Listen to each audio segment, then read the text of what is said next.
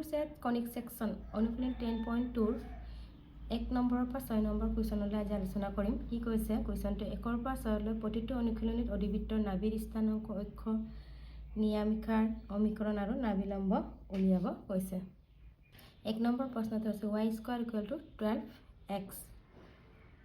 ইন্ট্ৰডাকশন পাৰ্টত অলৰেডি আমি গম পালো অধিবৃত্ত মানে কি, অধিবৃত্তৰ নাভিৰ স্থানাংক অক্ষ নিয়ামিকাৰ সমীকৰণ আৰু নাভিলম্বৰ বিষয়ে ধুনীয়াকৈ আলোচনা কৰা হৈছে। যদি তোমালোকৰ কিবা ডাউট থাকে তাৰ ইন্ট্ৰডাকশন পাৰ্টত চাই ল'লে হ'ল। এতিয়া আমি উলিয়াম নাভিৰ স্থানাংক। প্ৰথমতে দিছে নাভিৰ স্থানাংক। আমাৰ কুৱেশ্যনটো কি y square equal to 12x। আমাৰ অধিবৃত্তৰ সমীকৰণটো আমাৰ কেনেকৈ থাকে y square equal to 4ax। এইটো আমি আৰ্হিটো দেখাই লৈছোঁ। ইয়াত চোৱা y square ইয়াত 4 দিলোঁ, ইয়াত আছে 12। এতিয়া 4ৰ লগত কি ইনটু কৰিলে আমাৰ 12 হ'ব। 4 3 * 12 x। এতিয়া তুলনা কৰা এইটো সমীকৰণ আৰু এইটো সমীকৰণ, তেনেহ'লে 4টো অলৰেডি আছে আমাৰ, এৰ বুলি কিমান আমাৰ 3। তেনেকৈ তোমালোকে আৰ্হি লৈ পৰিৱৰ্তন কৰি ল'বা।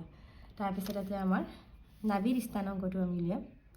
নাভিৰ স্থানাংক আমাৰ কি আছিলে a, 0 আৰু অক্ষটো আমাৰ কি অক্ষ বুলি কৈছে। এতিয়া এইটো কেনেকৈ গম পাম, যিটো স্কোৱাৰ নাথাকে x আৰু y আমাৰ অক্ষ দুটা, তেনেহ'লে ইয়াত য'ত স্কোৱাৰ নাই, ক'ত নাই আমাৰ বৰ্গ, স্কোৱাৰ মানে বৰ্গ, য'ত নাই এইটোৱে আমাৰ অক্ষ হ'ব। ইয়াত xৰ ওপৰত আমাৰ বৰ্গ নাই মানে 2 নাই, তেনেহ'লে অক্ষ কি হ'ব আমাৰ x অক্ষ। আৰু নাভিৰ স্থানাংক আমাৰ a, 0 অলৰেডি ইয়াত আমি ওলাই থৈছোঁ। a কিমান হয় আমাৰ a equal to 3। ইয়াত লিখি লোৱা a equal to 3। এতিয়া আমি নাভিৰ স্থানাংক উলিয়াম। নাভিৰ স্থানাংক কোঅৰ্ডিনেট অফ দ্য ফকাছ কিমান হ'ব a, 0। a value is 3 0। আৰু নেক্সট আছে আমাৰ অক্ষ এক্সিছ, কি হ'ব আমাৰ x অক্ষ বুলি আমি অলৰেডি গম পালোঁ। তাৰপিছত আছে আমাৰ নিয়ামিকাৰ সমীকৰণ ইকুৱেশ্যন অফ ডাইৰেক্ট্ৰিক্স। তেনেহ'লে আমাৰ ইকুৱেশ্যন অফ ডাইৰেক্ট্ৰিক্সটো কি হ'ব, নিয়ামিকাৰ সমীকৰণ কি হ'ব আমাৰ, ইয়াৰ বিপৰীত ফালে যায় বুলি মই কৈছিলোঁ আগতে। x equal to a হয়,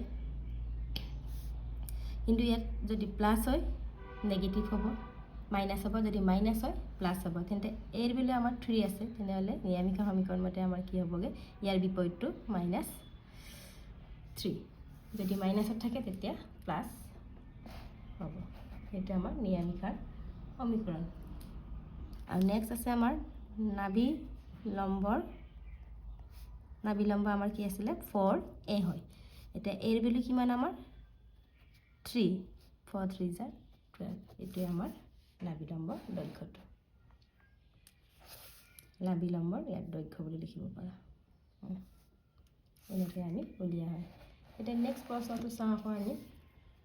2 নম্বৰত কি আছে আমাৰ x square equal to 6y। এতিয়া আমাৰ অক্ষ কিটো, প্ৰথম অক্ষটো চাই লোৱা। অক্ষটো আমাৰ y, কাৰণ y ৰ ওপৰত বৰ্গ নহয়, তেনেকৈ আমি চাব পাৰোঁ। এতিয়া আকৌ চোৱা, প্ৰথমে আমি অধিবৃত্তৰ আৰ্হি লৈ পৰিৱৰ্তন কৰি ল'ম। 6y আছে, x square 4। এতিয়া 4ৰ লগত কি ইনটু কৰিলে আমাৰ 6 হ'ব, 6/4। এনেদৰে এটা আমি কেঞ্চেল কৰিব পাৰোঁ। 3 আৰু 2 এৰে কেঞ্চেল যায়, কিমান হ'ল 4 3/2y। এতিয়া আমাৰ এৰ ভেলু মান কিমান 3/2। এতিয়া প্ৰথমে আমি কি উলিয়াম, a equal to আমাৰ 3/2। নাভিৰ স্থানাংক অক্ষটো আমাৰ কি অক্ষ বুলি গম পালোঁ, y অক্ষ। y অক্ষ হ'লে আমাৰ 0, a হয়। তেনেহ'লে আমাৰ কিমান হ'ব 0, 3/2। আৰু অক্ষটো কি অক্ষ, y অক্ষ। তাৰপিছত নিয়ামিকাৰ সমীকৰণ y ইকুৱেল কি হ'ব, এতিয়া প্লাছত আছে, তেনেহ'লে কি হ'ব আমাৰ মাইনাছ। তাৰপিছত আছে আমাৰ নাভি নম্বৰ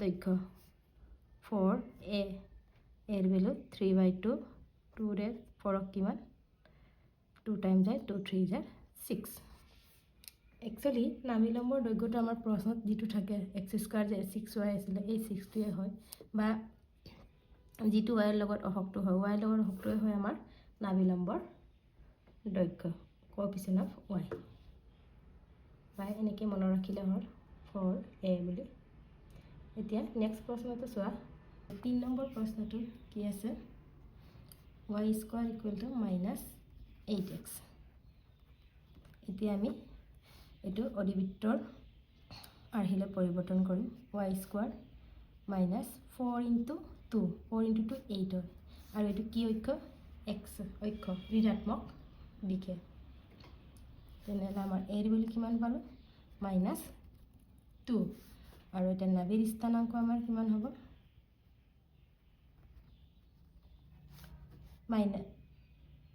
a ভ্যালু -2 হয় -2, 0 যেহেতু x অক্ষ বুলি ক'লে x, 0 আৰু y অক্ষ বুলি ক'লে 0, y এটো মনত ৰাখিম আৰু অক্ষটো আমাৰ কি অক্ষ হ'ল x অক্ষ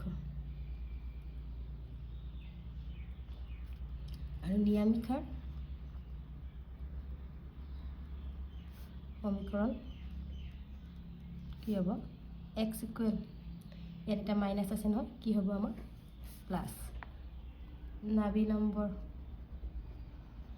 দৈৰ্ঘ্য 4a এৰ ভ্যালু -2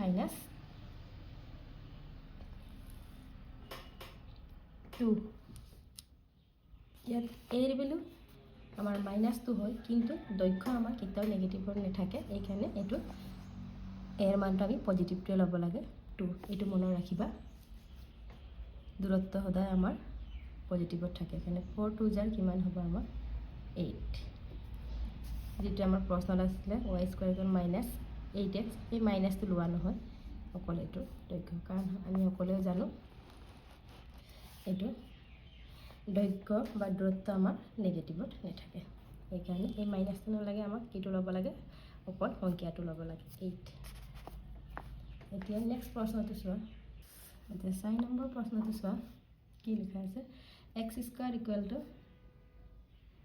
-16y এটো আমি দেখাৰ লগে লগে গম পালে কি অক্ষত আছে y অক্ষত এতিয়া আমি অধিবৃত্তৰ আৰ্হিলৈ পৰিৱৰ্তন কৰিম -4 * 4 16 y এটা এৰ ভ্যালু আমাৰ কিমান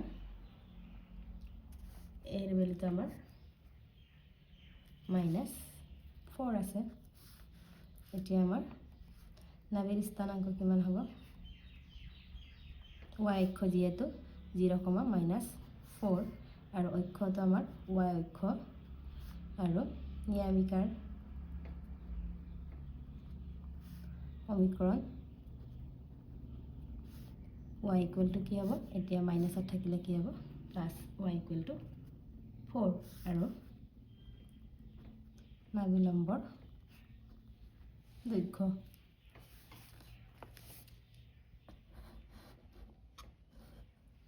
নাভি নম্বৰ দৈৰ্ঘ্য আমাৰ এটো 16 টো এটো লিখিলে হ'ল বা 4 * 4 16 নেগেটিভটো আমাৰ লোৱা নহয় আগৰ প্ৰশ্নত মই কৈছো কিয় নলয় তেনেহ'লে নাভি নম্বৰ দৈৰ্ঘ্য 16 এতিয়া 5 নম্বৰ প্ৰশ্নটো চোৱা 5 নম্বৰ প্ৰশ্নটো হৈছে y² = 10x দেখাৰ লগে লগে গম পালো আমাৰ কি অক্ষ এটো x অক্ষ এতিয়া আৰ্হিলৈ পৰিৱৰ্তন কৰিম আমি অধিবৃত্তৰ আৰ্হিলৈ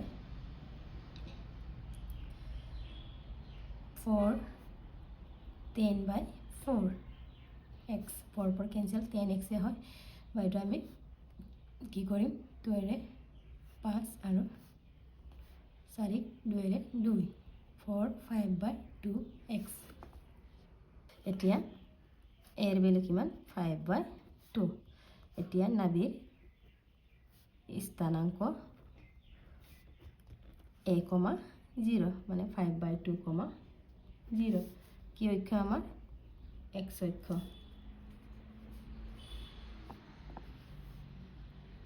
আৰু নিয়ামিকাৰ সমীকৰণ x ইকুৱেল টু প্লাছত আছে কি হ'ব প্লাছ হ'লে মাইনাছ আৰু নাভিৰ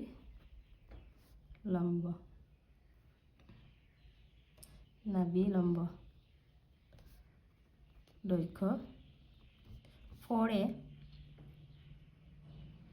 বা এৰ ভ্যালু বহাই দিয়া বা ইটোৱে হৈছে আমাৰ নাভিলম্বৰ দৈৰ্ঘ্য লেটাৰ ষ্ট্ৰাকচাৰ 10 বা তোমালোকে এইটো মনত ৰাখিব বিচাৰিলে ভাল অপশ্যনত কেতিয়াবা আহিব পাৰে নাভিলম্বৰ দৈৰ্ঘ্য কি বুলি তেনেহ'লে অধিবৃত্তৰ নাভিলম্বৰ দৈৰ্ঘ্য কি বুলি ক'লে এইটো 4a দেখাব লাগিব বা মনত ৰখা দৰকাৰ এৰ ভ্যালু কিমান 5/2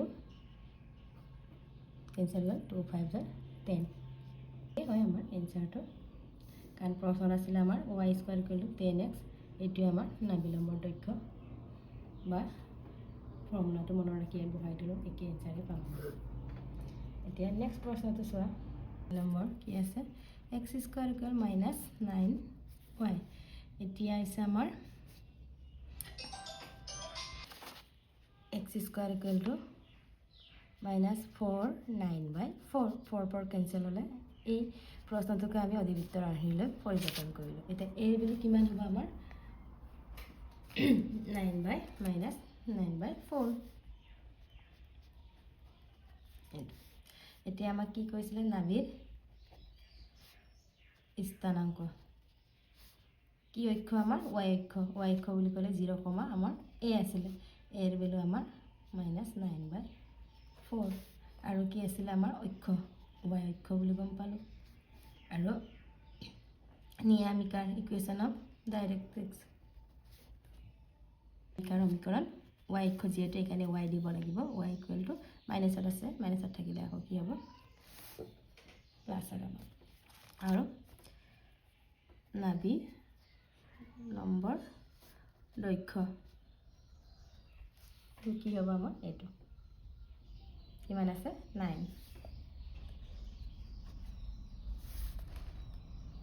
ইয়াৰ পিছৰখিনি মই নেক্সট ভিডিঅ'ত আলোচনা কৰিম